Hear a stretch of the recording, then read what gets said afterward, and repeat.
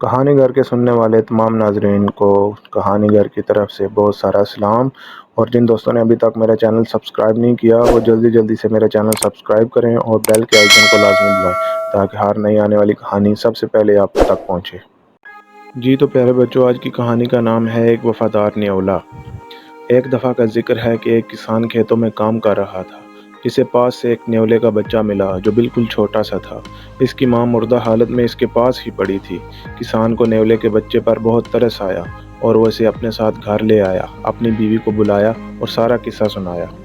کسان کی بیوی کہنے لگی، ہم اسے اپنے ساتھ نہیں رکھ سکتے، ہمارا ایک بچہ ہے جو بہت چھوٹا ہے اور یہ جنگلی جانور ہے، کل کو یہ بڑا ہوگا اور ہمارے بچے کو نقصان پہنچائے گا۔ کسان نے کہا، ابھی یہ چھوٹا سا بچہ ہے، جیسے جیسے بڑا ہوگا اسے ہماری اور ہمارے بچے کی پہچان ہو جائے گی اور وہ اسے اپنا بھائی سمجھے گا اور اپنے بھائی کا کوئی نقصان نہیں کرتا۔ تم اسے اپنے بچے کی طرح پالنا، یہ ہمیں کوئی نقصان نہیں دے گا، بس تم یہ سمجھو آج سے تمہارے 2 بیٹے ہیں۔ کسان کی بیوی راضی ہو گئی اور نیولے کے بچے کو بھی اپنے بیٹے کی طرح پالنے لگی۔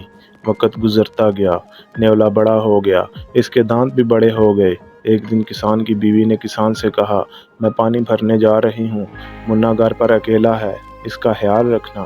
کسان ہنس پڑا اور بولا، اس کا بھائی اس کے ساتھ ہے، اسے کچھ نہیں ہوگا، تم فکر مت کرو۔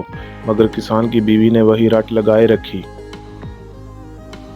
کسان نے کہا، تم جاؤ۔ اس کی بیوی باہر چلی گئی۔ تھوڑی دیر بعد کسان بھی باہر چلا گیا۔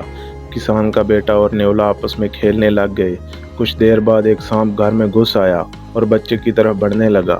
نیولے نے جب دیکھا تو اس نے فوراً سانپ پر حملہ کر کے اسے موت کے گھاٹ اتار دیا اور خود گھر کے باہر جا کر پہرا دینے لگا۔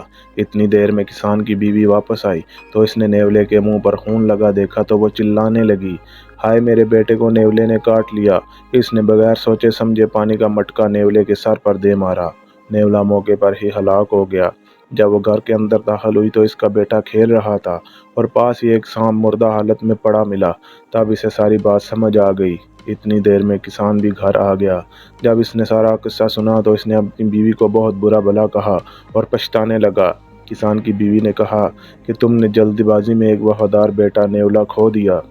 کسان کی بیوی بھی رونے لگی اور اس کسان سے معافی مانگنے لگی، مگر نتیجہ یہ ہے کہ جلد بازی ہمیشہ نقصان کا باعث بنتی ہے۔